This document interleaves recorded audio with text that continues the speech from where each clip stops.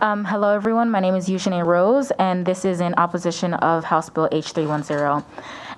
This is a community organization statement in response to this bill. As parents, youth, and community members deeply concerned for our children's safety, we are deeply troubled by House Bill 8310, which calls for 2 school resource officers to be placed at every public school in the state of Rhode Island.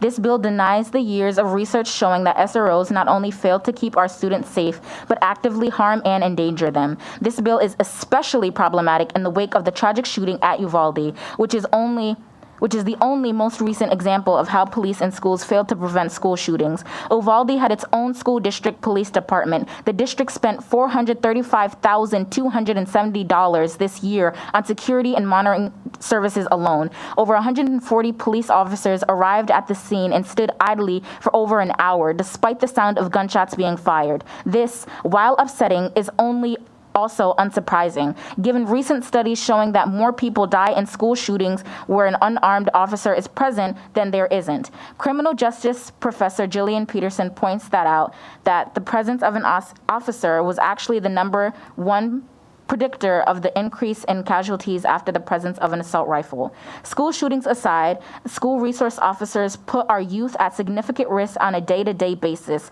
The evidence shows that police, both in Providence and the U.S. widely, disproportionately criminalize Black, Indigenous, Latinx, and students of color, as well as differently abled students. In Providence schools alone, there were over 230 arrests between the 2016-17 and 2019-20 school years, 65% of whom were boys of color. Meanwhile, Black students were targeted in 30% of all student arrests, while only making up 16% of the student population. There is no evidence that SROs improve student safety. Instead, research shows that the majority of students feel unsafe with SROs. At the worst extreme, the police are known to physically traumatized students. In the U.S., there have been 152 documented assaults on students of color by police officers between 2007 and 2021.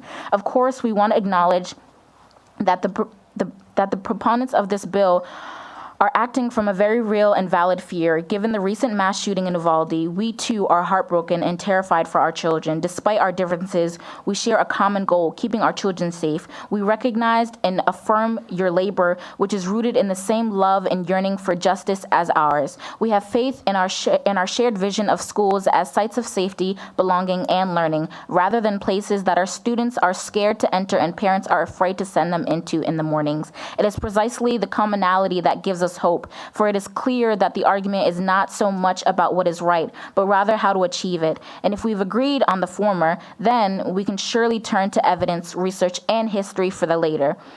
And what the research shows is that police and schools do not keep students safe. In the spirit of shared love, goals, and dreams for our children, we invite you to work with us in implementing evidence-based solutions that actually work. The Providence Alliance for Student Safety has put together a 70-page proposal for restorative justice practices, which you can view here to complete with explanations for what it is, how it works, and what budgetary changes are needed to execute the shift. Unlike traditional disciplinary systems, restorative justice doesn't just take a punitive approach to school discipline, but rather a preventative approach that provides strategies for addressing the root causes of harm. When properly implemented, restorative justice has been shown to significantly reduce incidents of misbehavior, create a safer classroom environment, and reduce racial disparities in school discipline. And this was signed with over 25 organizations, both youth and education. Thank you. Now, let me get